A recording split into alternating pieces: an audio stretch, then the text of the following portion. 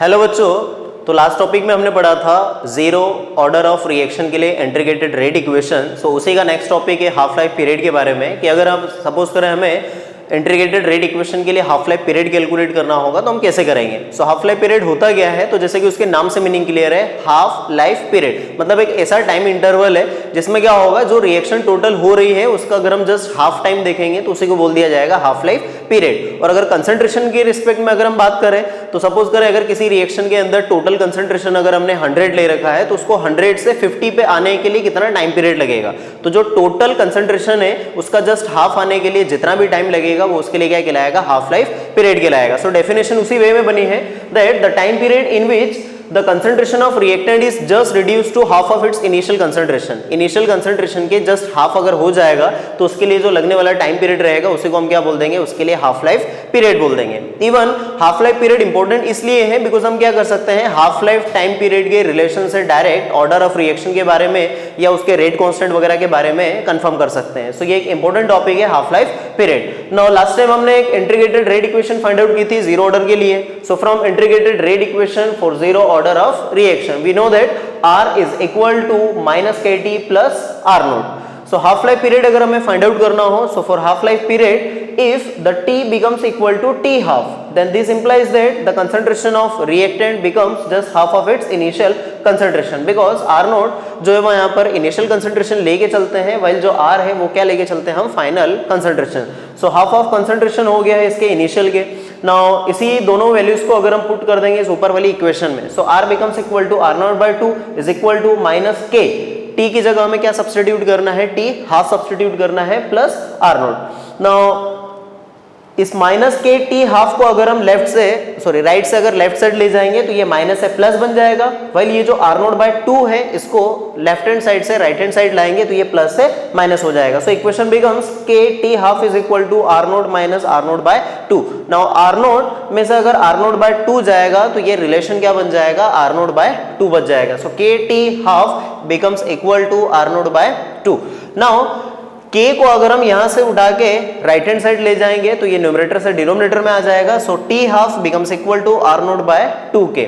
Now जब हम proportionality हटाते हैं तो ऑलवेज क्या लगता है, प्रोपोर्शनलिटी कांस्टेंट लगता है। तो उसी रिलेशन के मैं जस्ट अपोजिट चल रहा हूं कि अगर हम यहां पर कांस्टेंट हटा देंगे तो कांस्टेंट हटाने के कारण क्या होगा, एक प्रोपोर्शनलिटी रिलेशन आ जाएगा। So T half is directly proportional to R naught. ये क्या हो गया, T हाफ जो है ये इसके इनिशियल कंसंट्रेशन के जस्ट डायरेक्टली प्रोपोर्शनल हो गया है। तो ये एक रिलेशन मिल गया हमें T हाफ और R नोट के बीच में। नाउ इसी को अगर मैं रेट लॉ एक्सप्रेशन से थोड़ा सा कंपेयर करूं तो जीरो ऑर्डर रिएक्शन हम एक ऐसी रिएक्शन को बोलते हैं जिसमें रिएक्टेंट का कंसंट्रेशन रेट ऑफ रिएक्शन के इंडिपेंडेंट रहता है, या अपोजिट कहें कि रेट ऑफ रिएक्शन जो है वो इनिशियल कंसंट्रेशन ऑफ रिएक्टेंट के इंडिपेंडेंट होगा। मतलब उन दोनों का कोई रिलेशन नहीं होगा बिकॉज जो ऑर्डर है वो ऑर्डर एक्चुअल में क्या है, जीरो है। सो जीरो ऑर्डर रिएक्शन के लिए रेट ऑफ रिएक्शन जो है वो इंडिपेंडेंट हो जाएगा because according to the formula of rate law we know that rate law is equal to K and the concentration of reactant to the power n where n represent the order of reaction. So n को अगर हम जैसे ही zero put कर देंगे तो किसी की power zero होने का मतलब क्या होता है, 1 हो जाता है। सो वहां पर क्या होता था, कंसंट्रेशन ऑफ रिएक्टेंट के इंडिपेंडेंट हो रहा था। बट हाफ लाइफ पीरियड में ये इसके क्या हो रहा है, जस्ट अपोजिट हो रहा है। हाफ लाइफ पीरियड में इसके क्या हो गया, डायरेक्टली प्रोपोर्शनल हो गया। सो हम यहाँ अगर एक नोट करके लाइन लिखें तो नोट करके लिख सकते हैं कि according to rate law of expression the rate of reaction is always independent to the concentration of reactant for the zero order of reaction but its half life period is always directly proportional to the initial concentration of reactant. तो ये एक दूसरे के क्या हो गए, just opposite relation हो गए कि उसका रेट ऑफ रिएक्शन जो है वो उसके इनिशियल कंसंट्रेशन के इंडिपेंडेंट है बट उसी रिएक्शन का हाफ लाइफ पीरियड क्या है, इसके लिए डायरेक्टली प्रोपोर्शनल को रिप्रेजेंट कर रहा है। तो देखिए नोट करके हमने लिखा है that it is important to note that the rate of reaction is independent to the initial concentration of reactant for zero order of reaction according to Rate law expression. But the half-life period for the zero order reaction is directly proportional to the initial concentration of reactant. So इसको अगर हम mathematically भी express करना चाहें तो लिख सकते हैं that according to Rate law rate law becomes equal to k r to the power n, where n जो है वो ऑर्डर ऑफ रिएक्शन के लिए आता है। सो अगर हम एन की वैल्यू 0 सब्स्टिट्यूट कर देंगे तो किसी के पावर 0 होने का मतलब क्या होता है 1। सो यहाँ पर केवल बचेगा के। सो रेट ऑफ रिएक्शन केवल किसके बराबर हो गया, के बराबर, मतलब यहाँ पर आर नोट की टर्म नहीं आ रही है, देयरफॉर ये आर नोट के क्या हो गया है, इंडिपेंडेंट हो गया है। बट अगर हम T half is equal to R naught by 2k वाला रिलेशन लेके चले जो अभी हमने रेट लॉ एक्सप्रेशन से कैलकुलेट किया, सो यहाँ से अगर 2k चले जाएगा, ये कांस्टेंट है, अगर कांस्टेंट हटाएंगे तो इन दोनों के बीच में क्या होगा, प्रोपोर्शनलिटी का साइन आ जाएगा। So t half becomes directly proportional to the initial concentration of reactant. तो ये हो गया कि ये एक दूसरे के क्या होते हैं, जस्ट अपोजिट रिलेशन होते हैं, कि एक इंडिपेंडेंट है जबकि दूसरा क्या हो रहा है, डायरेक्टली प्रोपोर्शनल के रिलेशन में आ रहा है। और यही सेम कॉन्सेप्ट आपको फर्स्ट ऑर्डर ऑफ रिएक्शन के केस में भी देखने को मिलेगी। Now the integrated rate equation for first order of reaction. Now for the first order of reaction we know that n is equal to 1, और इसी को अगर हम रेट लॉ एक्सप्रेशन या रेट ऑफ रिएक्शन के टर्म में लिखना चाहें तो देखिए रेट लॉ एक्सप्रेशन के अकॉर्डिंग हमने पढ़ा है rate law is equal to k and r to the power n, where n जो है उसकी वैल्यू हमें क्या सब्स्टिट्यूट करना है, 1 सब्स्टिट्यूट करना है। सो ये इक्वेशन बन जाएगी K into are to the power 1। Now इसी के जैसा अगर हम डिफरेंशियल रेट इक्वेशन की बात करें, ये मैंने सिंपली रेट ऑफ रिएक्शन लिख दिया है, आप चाहें तो इसको डिफरेंशियल रेट इक्वेशन भी लिख सकते हैं। So differential rate equation is equal to minus d are upon d T is equal to plus d p upon d t. Now हमें यहाँ पे प्रोडक्ट की जरूरत नहीं पड़ेगी बिकॉज ये जो ऊपर वाली इक्वेशन है ये केवल रिएक्टेंट के टर्म में है, देयरफॉर हम केवल कौन से टर्म को यूज करेंगे, रिएक्टेंट के टर्म को यूज करेंगे। सो from equation first and second in दोनों इक्वेशंस को हम क्या कर देंगे, कंपेयर कर देंगे। So minus d are upon d T is equal to के इंटू आर। नाउ इंटीग्रेशन करने के लिए हमें क्या करना पड़ता है, जो वेरिएबल टर्म होते हैं, सेम वेरिएबल टर्म्स होते हैं, उनको क्या करना पड़ता है, वन साइड ले जाना पड़ता है। देयरफॉर इस r को उठा के हम यहाँ पर नीचे ले आएंगे, वाइल ये जो dt है इस dt को उठा के क्या कर देंगे, इस साइड ले आएंगे।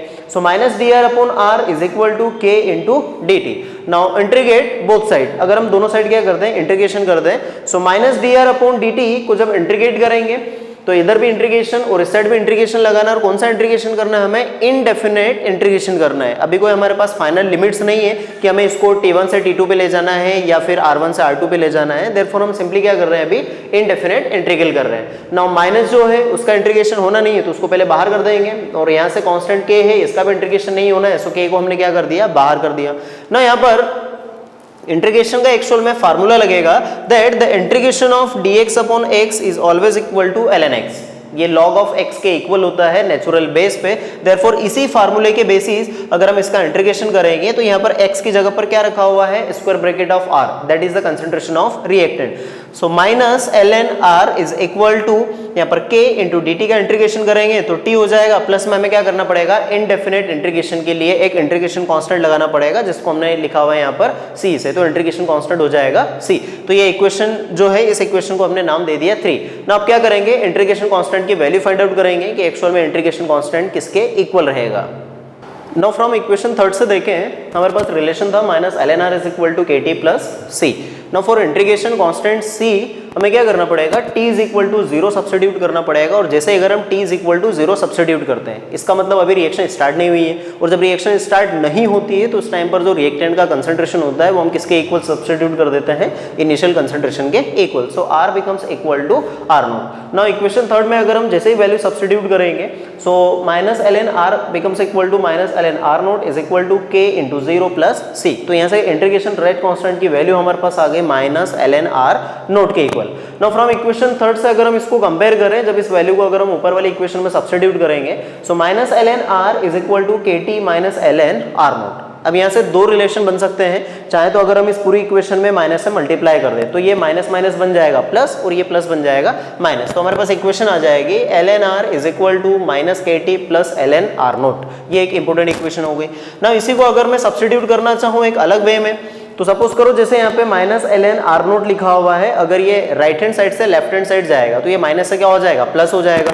तो ये लिखा हुआ है ln r naught minus ln r is equal to kt। Now यहाँ पर एक फार्मूला लगता है एक्चुअल में लॉग के लिए कि log a minus log b is equal to होता है log a बाय b। तो उसी आइडेंटिटी को मैंने यूज करके यहाँ लिख दिया है ln r naught by r is equal to kt। Now हमें क्या करना है, इस log वाले टर्म को हटाना है। तो जब भी अगर लॉग को हटाना रहता है तो हम क्या कर देते हैं, उसके बेस को चेक करते हैं कि यहाँ पर इसका बेस क्या है। अब जैसे बेस क्या है, इसका नेचुरल बेस ई है, देयरफॉर हम दोनों साइड क्या कर देंगे, दोनों टर्म्स को ई की पावर में चढ़ा देंगे। अब जैसे इसको हम ई की पावर में चढ़ाएंगे तो ये हो गया e to the power ln e r0 by r, और इस साइड लिखना पड़ा हमें e to the power kt। Now जैसे ही अगर हम इसको सब्स्टिट्यूट करते हैं तो ये जो पूरा टर्म है, ये पूरा टर्म पलट के कहाँ जाता है, आगे आ जाता है, एज वेल एज ये जो टर्म पीछे का बचेगा इसकी वैल्यू क्या होती है, लॉग के फार्मूले के अकॉर्डिंग 1 होती है, तो इसकी वैल्यू बन जाएगी 1, वाइल ये फार्मूला आगे आ जाएगा और बन जाएगा r0 बाय r। नाउ देखिए हमारे पास रिलेशन था r0 by r e to the power ln e is equal to e to the power kt। तो इस रिलेशन से हमने क्या किया, ये जो e to the power ln e जो है इसकी वैल्यू 1 होती है, देयरफॉर अब इसको 1 सब्स्टिट्यूट कर देंगे तो ये बन जाएगा r0 by r is equal to e to the power kt। Now अगर हम दोनों साइड इनवर्स ले लें तो ये बन जाएगा r by r0 is equal to e को अगर हम इनवर्स लेंगे तो ये किसके टर्म में बन जाएगा, e to the power minus kt के टर्म में। सो ये r is equal to r0 into e to the power minus kt के इक्वल हो जाएगा, राइट। तो ये एक रिलेशन हो गया हमारे पास इंपॉर्टेंट। तो ऐसे हमारे पास 3 रिलेशन ऑलरेडी आ चुके हैं, ठीक है, फर्स्ट ऑर्डर रिएक्शन के लिए, और उसी को अगर हम आगे की तरफ और एक्सटेंड करना चाहें लॉग के टर्म में, बिकॉज अभी जितने भी रिलेशन थे वो किसके टर्म में थे, ln के टर्म में थे। अब अगर हम 10 बेसिस में कन्वर्ट करना चाहें तो इसमें क्या करना पड़ेगा, ln को जब भी अगर हम लॉग में कन्वर्ट करना चाहेंगे 10 बेस में तो क्या करना पड़ता है, एक्चुअल में हमें 2.303 से मल्टीप्लाई करना पड़ता है। ये एक्चुअल में आइडेंटिटी होती है कि अगर हम ln ऑफ x लिखते हैं, so ln of x is equal to 2.303 log of x के बराबर होता है। तो इसी आइडेंटिटी को हम फॉलो करके लिख देंगे 2.303 log r is equal to minus kt plus 2.303 log r0। ना दोनों साइड हमें 2.303 दिख रहा है बट यहाँ नहीं दिख रहा है, तो हम पूरी इक्वेशन को क्या कर देते हैं, 2.303 से डिवाइड कर देते हैं। So equation becomes log r is equal to minus kt by 2.303 plus log r0। तो ये एक इक्वेशन हो गई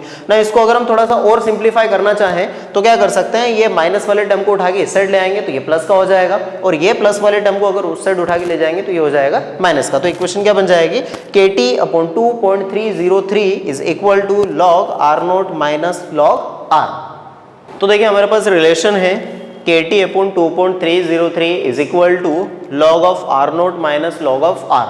तो इसी को अगर हम सिंप्लीफाई करेंगे तो क्या बन जाएगा, kt divided by 2.303 log r0 by r, because यहाँ पर हम log की एक आइडेंटिटी लगा देंगे, log a minus log b is equal to होता है log a बाय b।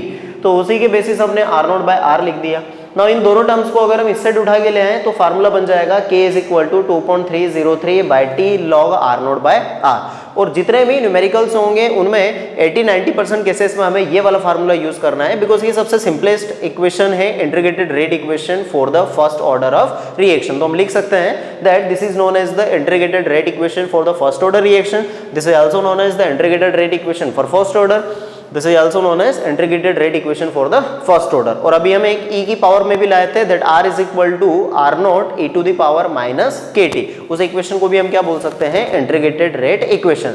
तो यहाँ पर फर्स्ट ऑर्डर के लिए हमें 4 to 5 ऐसी इक्वेशंस मिलेगी जो इंटीग्रेटेड रेट इक्वेशन के टर्म में होगी। Now the next topic is graphical method for the first order of reaction on the basis of integrated rate equation।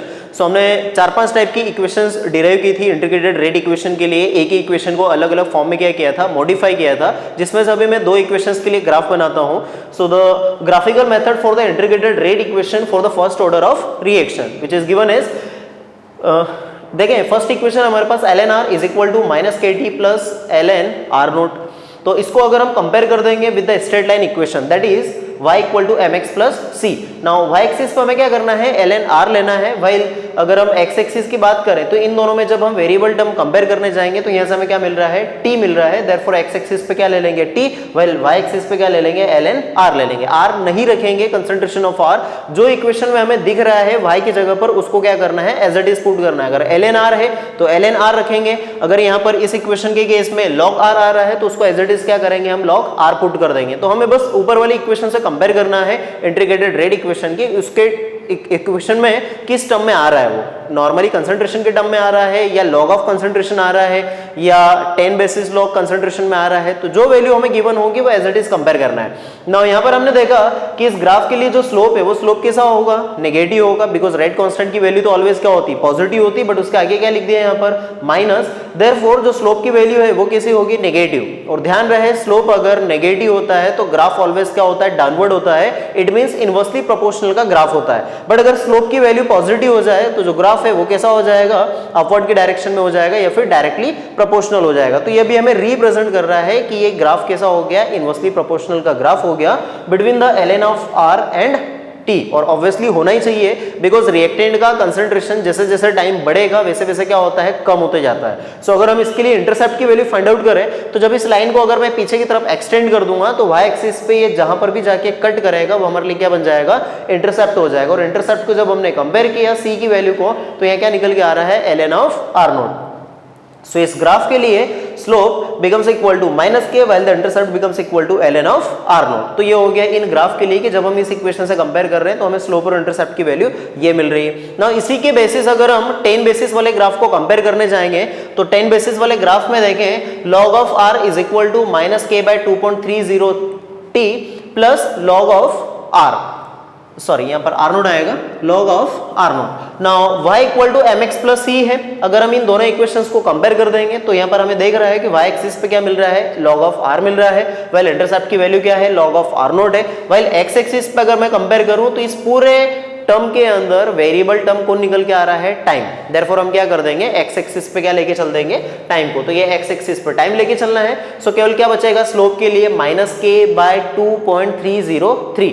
सो जब हम इन दोनों के बीच में ग्राफ बनाएंगे तो y एक्सिस पे log r, x एक्सिस पे टाइम t के लिए ले लेंगे तो जो ग्राफ है वो कैसा होगा, डाउनवर्ड होगा। अगेन बिकॉज जो स्लोप की वैल्यू है वो क्या निकल के आ रही है यहाँ पर माइनस के बाय 2.303। नाउ 2.303 तो एक नंबर है, पॉजिटिव है, जो k है रेट कांस्टेंट वो भी ऑब्वियसली क्या होगा, पॉजिटिव होगा, कम हो सकता है बट पॉजिटिव होगा। तो ये जो ओवरऑल टर्म है इसकी वैल्यू नेगेटिव आ रही है, देयरफॉर ये जो स्लोप है वो ओवरऑल कैसा निकल के आएगा, ऑलवेज नेगेटिव होगा। और जब भी अगर स्लोप नेगेटिव होगा तो ऑलवेज ग्राफ कैसा होगा, डाउनवर्ड डायरेक्शन में। तो ये ग्राफ जो है वो डाउनवर्ड हो गया। जब इसी को अगर हम पीछे की तरफ एक्सटेंड कर देंगे तो ये जहां पर y एक्सिस को कट कर देगा वही पॉइंट क्या बन जाएगा, स्लोप के लिए बन जाएगा। तो इस ग्राफ के लिए सॉरी वो इंटरसेप्ट कहलाएगा, तो ये इंटरसेप्ट इस ग्राफ के लिए क्या हो जाएगा, log of r naught. So दोनों चीजें हैं, slope m is equal to minus k by 2.303 while जो इंटरसेप्ट c है वो किसके बराबर हो जाएगा, log ऑफ r नॉट के इक्वल हो जाएगा। Now the half life period for the first order of reaction on the basis of integrated rate equation. So we know that from the integrated rate equation that k is equal to 2.303 divided by t into log of r naught by r। ये हमने 4-5 equations derive कर रखी है, but जो सबसे simplest equation होती है वो कहलाती है integrated rate equation for first order, ये होती है। अब इसी में अगर हम सपोज करें हाफ लाइफ पीरियड कैलकुलेट करना है तो लास्ट टॉपिक में हमने पढ़ा था जीरो ऑर्डर रिएक्शन के लिए कि हाफ लाइफ पीरियड वर्ड का मीनिंग ये होता है कि जब किसी रिएक्टेंट का कंसंट्रेशन उसके इनिशियल की क्या हो जाए, जस्ट आधा हो जाए। अगर इनिशियल कंसंट्रेशन के जस्ट हाफ हो जाएगा तो उसी हम टाइम पीरियड को क्या बोल देते हैं, हाफ लाइफ पीरियड बोल देते हैं। So when t becomes equal to t half, this implies that r becomes equal to r naught by 2. Now by substituting the values of these two terms in the above equation, so the equation becomes equal to k is equal to 2.303 by t half log of r naught divided by r की जगह हमें क्या value put करना पड़ेगी, r naught by 2. So r naught by 2. Now k becomes equal to r naught से r naught cancel हो गया, so 2.303 by t half, ये जो 2 है ये पलट के कहाँ चले जाएगा, ऊपर चले जाएगा, therefore ये क्या बन जाएगा, log of 2।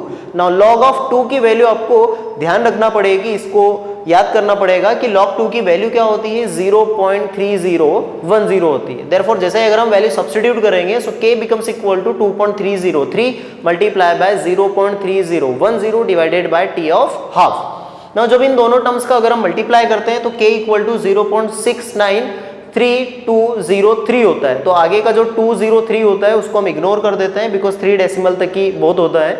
और कई बार जब कैलकुलेशंस की बारी आएगी तो जो 0.69 है इसको हम क्या कर देते हैं, राउंड ऑफ करके 0.70 बना देते हैं ताकि कैलकुलेशंस के लिए थोड़ा ईजी हो जाए। तो 0.693 नंबर हो गया। ध्यान रखना इसको कि ये 3 के मल्टीपल में होता है, ये भी 3 का मल्टीपल है, ये भी 3 का मल्टीपल है, ये भी 3 का मल्टीपल है, डिवाइडेड बाय टी हाफ। या फिर अगर हम टी हाफ को इस साइड पहुंचा देंगे तो t half is equal to 0.693 divided by of k. ना इन पूरे टर्म में अगर हम देखें तो यहाँ पर हमें इनिशियल कंसंट्रेशन कहीं भी नहीं दिख रहा है, या सिंपली हम कहें कि कंसंट्रेशन ऑफ रिएक्टेंट जो है वो यहाँ पर ऑलरेडी एलिमिनेट हो चुका है, देयरफॉर यहाँ पर इनिशियल कंसंट्रेशन की या नॉर्मली कंसंट्रेशन ऑफ रिएक्टेंट की बात नहीं चल रही है। सो जो टी हाफ है वो एक्चुअल में क्या हो गया, आर नोट के इंडिपेंडेंट हो गया है, इनिशियल कंसंट्रेशन ऑफ रिएक्टेंट के इंडिपेंडेंट हो गया है। ये फर्क नहीं पड़ेगा कि इनिशियल हमने कंसंट्रेशन कितना लिया था।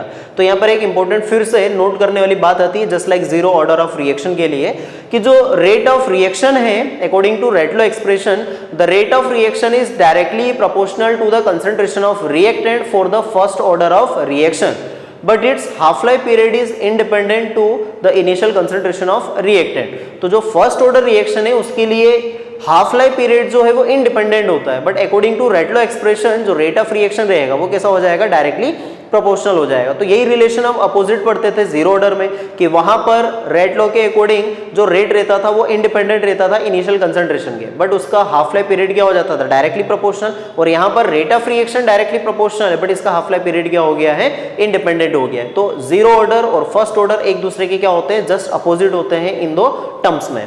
तो देखिए नोट करके लिखा है हमने, ये एक इंपॉर्टेंट पॉइंट है, that according to the rate law expression, the rate of reaction is directly proportional to the concentration of reactant. यहाँ पर n की वैल्यू जब हम 1 पुट कर देंगे for the first order of reaction, तो ये क्या हो गया, k जब हटाएंगे तो ये क्या हो गया, रेट ऑफ रिएक्शन के डायरेक्टली प्रोपोर्शनल हो गया, because rate law is equal to rate of reaction. So the rate of reaction is directly proportional to the concentration of reactant। चाहे concentration of reactant लिखें या initial concentration लिखें, उससे कोई फर्क नहीं पड़ता है, दोनों का मतलब एक ही होता है। However, the half-life period for the first order reaction is independent to the initial concentration or simply concentration of reactant। So the half-life period T half is equal to 0.693 by K। यहाँ पर R नहीं है या R note नहीं है, therefore इस पूरे term को अगर मैं K डैश मान लूँ तो K डैश को मैंने मल्टीप्लाई कर दिया R ऑफ पावर 0 से, और किसी की पावर 0 होने का मतलब क्या होता है, 1 होता है, देयरफॉर ये यहाँ से एलिमिनेट हो जाएगा, केवल क्या बचेगा, k डैश, पर k dash is equal to 0.693 by k। तो ये इसके टर्म के इक्वल हो गया। तो इसमें डायरेक्टली प्रोपोर्शनल है, बट इसमें क्या हो गया, इंडिपेंडेंट हो गया। और यही केस जीरो ऑर्डर रिएक्शन के लिए रेट लॉ में इंडिपेंडेंट रहता है, जबकि हाफ लाइफ पीरियड में क्या हो जाता है, डायरेक्टली प्रोपोर्शनल हो जाता है। Now the integrated rate equation for the second order of reaction. तो देखिए integrated rate equation for the second order of reaction के लिए हम क्या करेंगे, दो इक्वेशंस लेके चलेंगे, जैसे कि हमने जीरो ऑर्डर और फर्स्ट ऑर्डर में लिखा है। So from rate law expression we know that the rate of reaction is always equal to k r to the power n, where n represent the order of reaction. Now for the second order of reaction the n becomes equal to always 2, therefore by substituting the value of n is 2। तो rate of reaction जो है वो किसके equal हो गया, k into are to the power 2 के बराबर। Now इसको हमने इक्वेशन नंबर फर्स्ट दे दी। Now from differential rate equation we know that the rate of reaction is always equal to minus dr upon dt is equal to plus dp upon dt। So from equation first and second, अगर हम first and second equation को compare कर देंगे, so minus dr upon dt becomes equal to k into are to the power 2। Now अगर हम यहाँ पर compare करना चाहे dp अपॉन dt को इस टर्म से, तो नहीं कर सकते हैं, बिकॉज यहाँ पर रिएक्टेंट की बात चल रही है और यहाँ पर क्या है, प्रोडक्ट आ रहा है, देयरफॉर इन दोनों को कंपेयर करना इजी नहीं होगा। Therefore minus dr upon dt is equal to always k into are to the power 2 होगा। नाउ इनको क्या करना है, हमें थोड़ा सा रीअरेंज करना है, बिकॉज जो r वाला टर्म है उसको एक साइड कर लेते हैं और जो dt टर्म है उसको एक साइड कर देंगे। सो r स्क्वायर को यहाँ से उठा के नीचे ले आएंगे, वही dt को इस साइड ले आएंगे। तो जब दोनों को हम रिप्लेस कर देंगे तो इक्वेशन बन जाएगी minus dr upon r square is equal to k into dt। Now integrate both side, दोनों साइड क्या है, एक्चुअल में ये जो इक्वेशन है ये डिफरेंशियल की टर्म में है, यहाँ पर भी d आ रहा है, यहाँ पर भी d आ रहा है, देयरफॉर डिफरेंशियल इक्वेशन को नॉर्मल इक्वेशन में कन्वर्ट करने के लिए हमें क्या करना पड़ेगा, integration. So now integrate both sides. So minus integration of minus dr upon r square is equal to integration of k into dt। Now minus का कभी इंटीग्रेशन होता नहीं है तो उसको हम बाहर निकाल देंगे, एज वेल एज यहाँ पर भी k का इंटीग्रेशन नहीं होगा, देयरफॉर उसको हम इंटीग्रेशन के साइन से क्या कर देंगे, बाहर निकाल देंगे।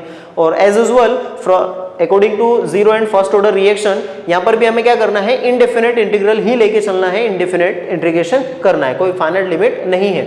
So minus of integration dr upon r square is equal to k into integration of dt।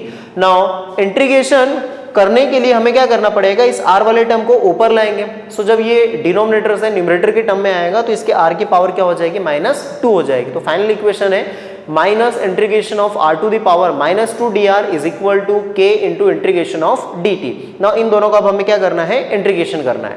तो हमारे पास इक्वेशन थी फाइनली इंटीग्रेशन करने के बाद minus r to the power -1 divided by -1 is equal to kt plus c. अब ये equation actual में कहाँ से आ गई, तो देखें एक्चुअल में इंटीग्रेशन का फार्मूला होता है x to the power n dx is equal to x to the power, जितनी भी पावर रहती है जनरली हम एक पावर क्या कर देते हैं, बढ़ा देते हैं, इंक्रीज कर देते हैं, और जो उसकी फाइनल पावर बनती है उसी बढ़ी हुई पावर से क्या कर देते हैं, उसको डिवाइड कर देते हैं फंक्शन को। So x to the power n+1 divided by n+1, तो इसी के टर्म में अभी इसकी पावर क्या थी, -2 थी, therefore x to the power -2 होने के कारण एक पावर बढ़ा देंगे तो -2 + 1 करेंगे तो आंसर क्या हो जाएगा, -1। So r to the power minus divided by -1 is equal to kt plus c आ गए। अब इसमें देखें ये जो माइनस है, ये माइनस से क्या हो जाएगा, कैंसिल हो जाएगा। सो माइनस माइनस से कैंसिल होने के कारण हो गया r to the power -1 is equal to kt plus c. इसको इक्वेशन हमने दे दी third. Now for the integration constant c we have to substitute that t is equal to 0, therefore this implies that r becomes equal to r naught, because जब time अगर 0 हो जाएगा तो इस टाइम पर ऑलवेज जो कंसंट्रेशन ऑफ रिएक्टेंट है वो किसके इक्वल हो जाता है, इनिशियल कंसंट्रेशन ऑफ r के इक्वल हो जाता है। सो r becomes equal to r naught। Now इन दोनों वैल्यूज को अगर हम इस इक्वेशन में सब्स्टिट्यूट कर देंगे, so r naught to the power -1 is equal to k into 0 plus c। So the integration constant c becomes equal to r naught to the power -1 और 1 बाय r naught। नाउ इन दोनों equations को अगर हम लेके चलेंगे third equation में ये वैल्यू अगर पुट कर देंगे तो हमारे पास इक्वेशन आ जाएगी r naught to the power -1 is equal to kt plus r naught to the power -1। So ये r की पावर -1 है और r naught की पावर भी क्या है, -1 है, और किसी की पावर -1 होने का मीनिंग होता है 1 बाय r। सो ये बन जाएगा 1 by r is equal to kt plus 1 by r naught। तो ये फाइनल दोनों इक्वेशंस कहलाएगी integrated rate equation for the second order of reaction.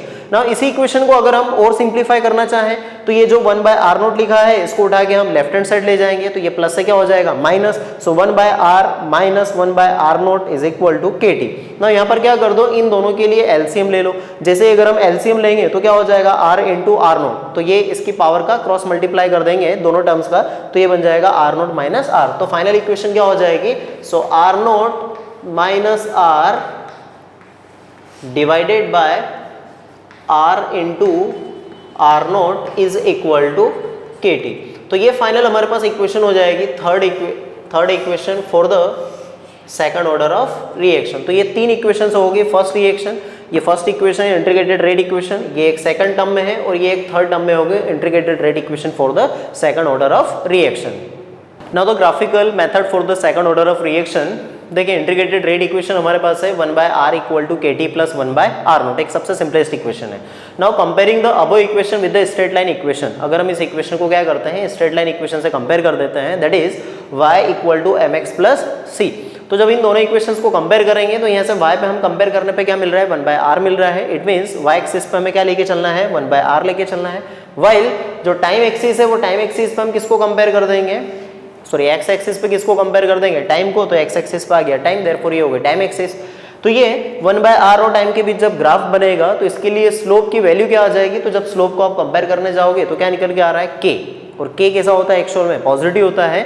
Therefore इसका जो ग्राफ रहेगा वो ऑलवेज कैसा होगा, अपवर्ड होगा। अपवर्ड से मतलब है डायरेक्टली प्रोपोर्शनल का ग्राफ शो करेगा, तो डायरेक्टली प्रोपोर्शनल का ग्राफ हो गया। सो इसके लिए स्लोप की वैल्यू हो गई k, slope m is equal to k equal to tan theta is equal to dy by dx। ये सभी स्लोप को ही रिप्रेजेंट करते हैं, dy बाय dx का मतलब भी वही होता है, tan थीटा का मतलब भी वही होता है। और इंटरसेप्ट c की वैल्यू अगर हमें फाइंड आउट करना हो तो इंटरसेप्ट c वहां पर क्या निकल के आ रहा है, 1 बाय r naught आ रहा है। एक्चुअल में देखें स्लोप कैसे निकालेंगे, तो tan थीटा से मतलब है कि ये जो हम ग्राफ बनाए हैं यहाँ पर ये लाइन के लिए क्या कर देंगे, स्ट्रेट लाइन खींच देंगे, और यहाँ पर जो थीटा की वैल्यू होगी उसी थीटा को हम क्या लिख देंगे यहाँ पर, tan थीटा के टर्म में। सो tan थीटा के टर्म में आ जाएगा। थीटा की वैल्यू अगर हमें गिवन है तो यहाँ पर tan की वैल्यू में सब्स्टिट्यूट करके क्या कर सकते हैं, इसके लिए डायरेक्ट स्लोप की वैल्यू फाइंड आउट कर सकते हैं। और स्लोप जो है वो डायरेक्टली किसके इक्वल है, k के बराबर। सो अगर हमारे से k फाइंड आउट वो कराएगा तो क्या कर देगा, इसमें थीटा की वैल्यू दे सकते हैं कि थीटा की वैल्यू 45 है या 60 है, 30 है, 90 है, जो भी वैल्यू देना है ये वैल्यू हमें यहाँ पे गिवन हो जाएगी, तो वैल्यू हम सब्स्टिट्यूट करके डायरेक्ट फाइंड आउट कर सकते हैं k। और इंटरसेप्ट c जो है वो किसके इक्वल आ रहा है, यहाँ पर 1 बाय r naught के इक्वल आ रहा है। Now the half-life period for the second order of reaction. Now from the integrated rate equation, we know that 1 by r is equal to kt plus 1 by r naught. So when t becomes equal to t half, then r becomes equal to r naught by 2. I mean to say that कि जो initial concentration होगा वो उसके just अगर आधा हो जाता है तो उसी को हम क्या बोल सकते हैं, हाफ लाइफ पीरियड बोल सकते हैं। तो जब इन दोनों वैल्यूज को अगर हम ऊपर वाली इक्वेशन में सब्स्टिट्यूट कर देंगे, so this equation becomes 1/r0/2 is equal to k t half plus 1/r0। Now ये जो 2 है ये क्या हो जाएगा, ऊपर चले जाएगा, तो ये क्या बन जाएगी equation 2/r0 is equal to k t half plus equal to k t half plus 1/r0। So इस इक्वेशन को जब हम 1/r0 को अगर लेफ्ट हैंड साइड उठा के ले जाएंगे तो ये लेफ्ट हैंड साइड क्या हो जाएगा, प्लस से माइनस हो जाएगा। So 2/r0 minus 1/r0 is equal to k into t half. Now दोनों का अगर जब एलसीएम लिया जाएगा तो आएगा r0 ना, यहाँ पर हम डिवाइड करेंगे तो ये हो जाएगा 2 माइनस 1 के बराबर, और 2 माइनस 1 जाएगा देयरफॉर 1 आएगा। सो ये इक्वेशन बन जाएगी 1/r0 equal to k into t half. ना इसमें हमें क्या करना है, टी हाफ के लिए रिलेशन निकालना है, therefore t half becomes equal to, ये k को उठा के हम इस साइड ले आएंगे तो ये क्या बन जाएगा k इंटू r0 बन जाएगा। So t half becomes equal to 1/k into r0। Now t half is directly proportional to 1/r0। ये कैसे लिख दिया मैंने, तो ये एक्चुअल में क्या है, यहाँ पर कांस्टेंट है। जब हम कांस्टेंट हटाते हैं तो प्रोपोर्शनलिटी आ जाती है, या जब प्रोपोर्शनलिटी हटाएंगे तो उस टाइम पर क्या आ जाएगा, कांस्टेंट आ जाएगा। ये दोनों एक दूसरे को ठीक है कोरिलेट करते हैं। सो यहाँ पर टी हाफ जो है वो कैसा हो गया, इनवर्सली प्रोपोर्शनल टू r0 हो गया। अब फिर से अगर हम कंपेयर करें रेटलो एक्सप्रेशन से, कि रेटलो एक्सप्रेशन के according rate of reaction directly proportional to the concentration of square times होता है, r टू द पावर 2 होता है, जबकि यहाँ पर ये कैसा आ रहा है, इनवर्सली प्रोपोर्शनल आ रहा है। Now it is important to note that according to Redlow expression, the rate of reaction is directly proportional to the square of concentration of reactant at a particular temperature, while the half-life period for the second order of reaction is inversely proportional to the concentration of reactant.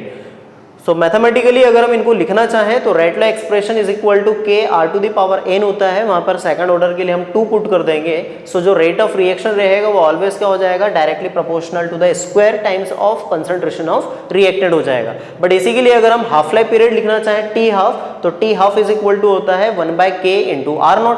जब ये constant हटेगा तो t half is inversely proportional to क्या हो जाएगा, r0। चाहे r0 हो या r हो उससे कोई फर्क नहीं पड़ता है, बस हम यहाँ पर टाइम लेके चलते हैं। सो अगर हम टाइम की वैल्यू 0 पुट कर देते हैं तो वो क्या बन जाता है, r0। और अगर आप किसी पर्टिकुलर टाइम पे लेके चलेंगे तो उसको हम क्या बोल देंगे, r बोल देंगे। तो ये दोनों चीजें सही है, चाहे आप r लिखें या r0 लिखें, वो एक स्पेशल कंडीशन को रिप्रेजेंट करता है। तो ये हो गया सेकंड ऑर्डर रिएक्शन के लिए।